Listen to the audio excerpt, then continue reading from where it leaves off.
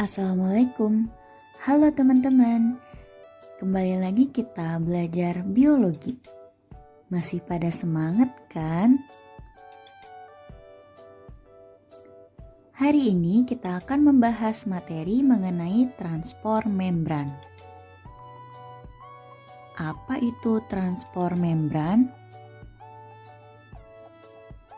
Nah, pada pembelajaran sebelumnya, kita telah membahas mengenai struktur dan juga fungsi membran sel. Fungsi membran sel adalah sebagai pengatur transportasi zat keluar ataupun ke dalam sel. Transport membran ini merupakan prosesnya. Jadi, transport membran adalah proses keluar masuknya zat ataupun molekul dari dan ke dalam sel melalui membran sel. Nah, bisa dilihat pada gambar terdapat pertukaran antara molekul dari luar ke dalam sel.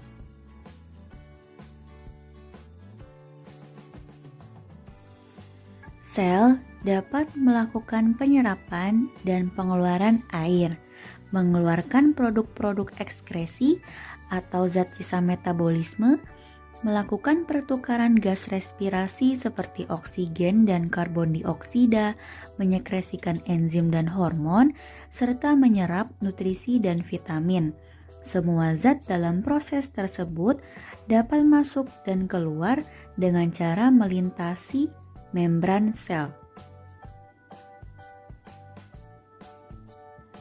Transportasi zat melalui membran sel dapat berlangsung dengan dua cara, yaitu transport pasif dan transport aktif. Pada transport pasif, transportasi zat yang melewati membran sel tidak membutuhkan energi dan pergerakan zatnya mengikuti gradien konsentrasi. Transport pasif meliputi difusi, difusi terfasilitasi, dan osmosis. Pada transport aktif, transportasi zatnya membutuhkan energi. Transport aktif meliputi pompa ion, endositosis, dan eksositosis. Pertama, kita bahas transport pasif. Transport pasif adalah transport yang tidak memerlukan energi. Transport ini berlangsung dengan adanya perbedaan konsentrasi antara zat atau larutan yang menyebabkan zat atau larutan tersebut berpindah mengikuti gradien konsentrasi. Jenis transport pasif yang pertama adalah difusi.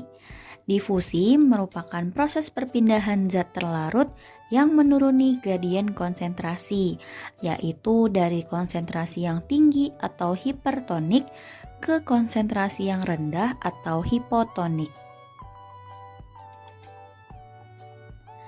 Dalam gambar, terdapat contoh peristiwa difusi berupa percobaan saat tinta yang sifatnya hipertonik dimasukkan ke dalam air yang sifatnya hipotonik. Nah, setelah tinta tadi dimasukkan ke dalam air, maka lama-kelamaan air tersebut akan berubah warna dan menjadi larutan yang homogen. Gambar ini merupakan ilustrasi dari pergerakan molekul saat difusi. Pada gambar sebelah kiri terdapat molekul zat terlarut berupa pewarna, kemudian ada garis patah-patah yang diibaratkan sebagai membran sel. Nah, zat pewarna yang bersifat hipertonik akan melewati membran sel dengan cara berdifusi menuju larutan yang hipotonik atau memiliki sedikit zat terlarut. Peristiwa ini terus berlanjut hingga tercapai larutan yang homogen atau larutan yang sama.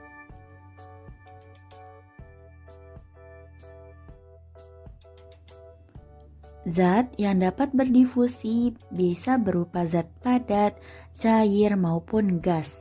Gas dapat dengan mudah berdifusi dibandingkan dengan zat lain. Nah, membran sel yang dilewati pada saat berdifusi tersusun atas dua lapisan lemak atau fosfolipid bilayer. yang merupakan penghalang bagi molekul yang bersifat polar seperti asam amino dan asam lemak.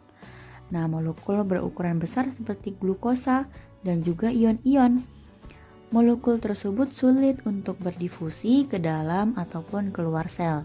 Maka dibutuhkanlah difusi terfasilitasi, yang artinya zat tersebut dapat berdifusi dengan bantuan fasilitator.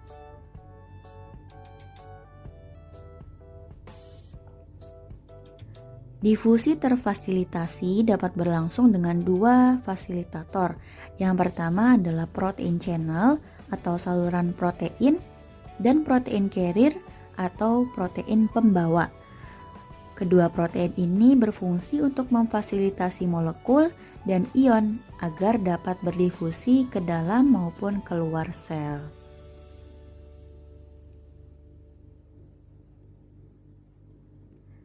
Protein channel. Protein channel berperan untuk memfasilitasi masuk dan keluarnya ion-ion. Contohnya adalah ion natrium, ion kalium, dan ion kalsium. Beberapa jenis channel memiliki pintu atau gate yang akan membuka dan menutup dengan sinyal tertentu. Sinyal yang dapat membuka atau menutup pintu kanal ini dapat berupa potensial listrik, zat kimia, ataupun rangsangan mekanik. Protein pembawa atau carrier protein bekerja dengan berikatan dengan molekul tertentu yang spesifik. Contohnya adalah enzim dan glukosa.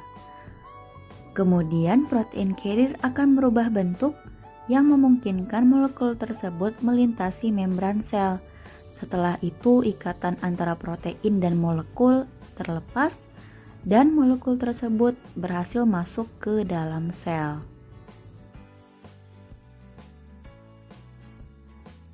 Osmosis. Osmosis adalah peristiwa perpindahan molekul air melalui membran semi-permeabel dari larutan hipotonik atau memiliki konsentrasi zat terlarut rendah ke hipertonik atau yang memiliki konsentrasi zat terlarut tinggi sehingga tercapai keseimbangan atau larutan isotonik. Jadi pada peristiwa osmosis yang berpindah hanya molekul air saja. Berikut ini adalah peristiwa osmosis pada sel hewan dan tumbuhan. Yang pertama pada sel hewan. Jika sel darah merah dimasukkan ke dalam larutan yang hipotonik, maka sel darah merah akan menggembung karena air di luar sel akan masuk. Ingat konsep osmosis ya, molekul air akan menuju gradien konsentrasi yang lebih tinggi. Nah, jika air yang masuk berlebih, maka dapat menyebabkan pecahnya membran sel yang disebut dengan peristiwa lisis. Jika sel darah merah dimasukkan ke dalam larutan isotonik, maka bentuk sel akan normal.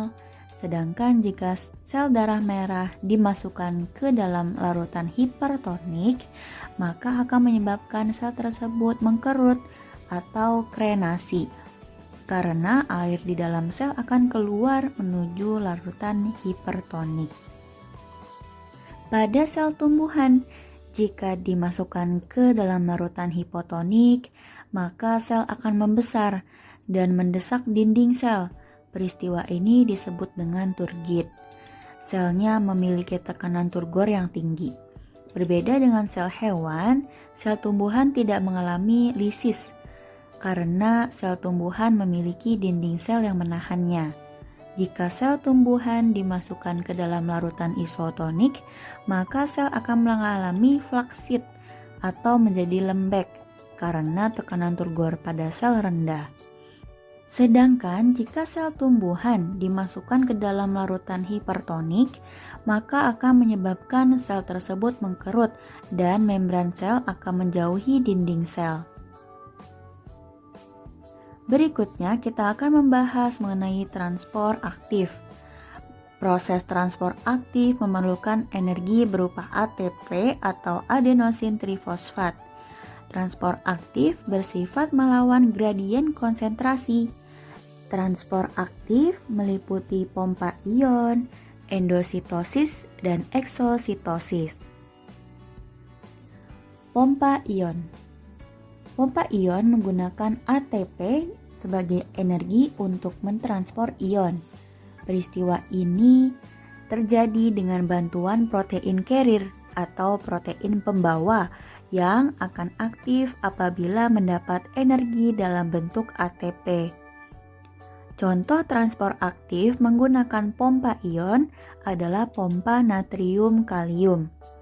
Di dalam sel, konsentrasi natrium lebih rendah daripada di luar sel, maka ion natrium akan keluar sel.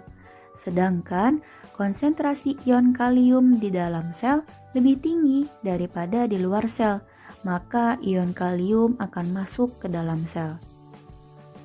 Gugus fosfat dalam ATP akan terikat pada protein carrier dan menyebabkan terjadinya perubahan struktur pada protein dan menyebabkan ion kalium tersebut akan masuk ke dalam sel dan ion natrium akan keluar sel. Endositosis. Endositosis adalah peristiwa masuknya zat ke dalam sel melalui pembentukan kantung membran sel yang disebut dengan vesikel. Peristiwa endositosis dapat dibedakan menjadi pinositosis dan fagositosis. Arti kata fago dalam fagositosis adalah makan. Maka fagositosis diartikan sebagai peristiwa sel memasukkan zat padat atau partikel makanan ke dalam sel. Sedangkan pinositosis merupakan peristiwa sel memasukkan zat cair yang memiliki partikel-partikel kecil yang terlarut di dalam cairan tersebut ke dalam sel. Kata pino dalam pinositosis menurut bahasa Yunani artinya adalah minum. Karena pada proses pinositosis, sel tampak seperti meminum cairan masuk ke dalam sel.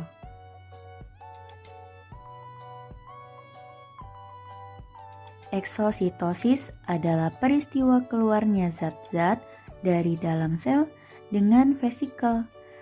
Zat-zat yang akan dikeluarkan dari dalam sel akan dibungkus dalam bentuk vesikel oleh kompleks Golgi.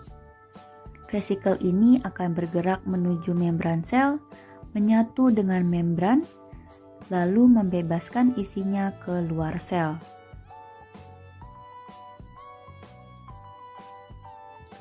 Oke, pembelajaran hari ini mengenai transport membran telah selesai. Terima kasih sudah menonton videonya sampai habis. Semoga bermanfaat ya. Wassalamualaikum warahmatullahi wabarakatuh.